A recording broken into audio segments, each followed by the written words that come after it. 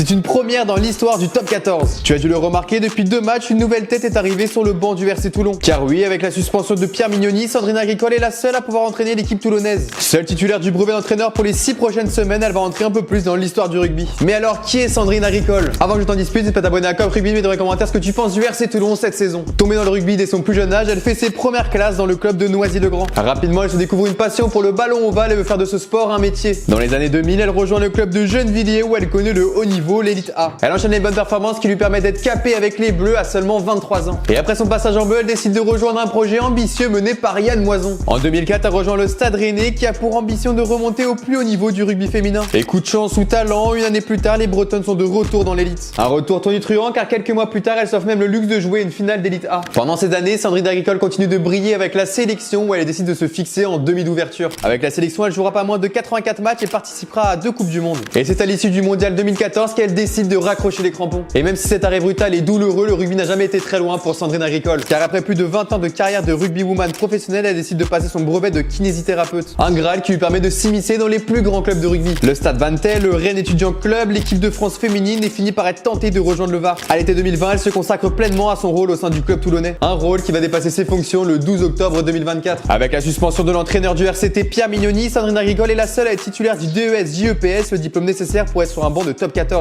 Cette distinction qui date de 2010 ne devait pas être réutilisée si on croit à la principale intéressée. Toujours est-il qu'après plus de 20 ans de carrière, Sandrine Agricole occupe une place inédite. À 44 ans, elle devient la première femme à être nommée entraîneur d'une équipe de top 14. Une bonne chose pour le développement du rugby féminin qui semble sur la bonne voie depuis quelques temps. Avec entre autres la future diffusion des matchs d'élite 1 à la télévision. Mais alors penses-tu que cette nomination va démocratiser la place des femmes dans les staffs de rugby? Dis-le moi dans les commentaires et si tu as kiffé, n'hésite pas à t'abonner à Cop Rugby.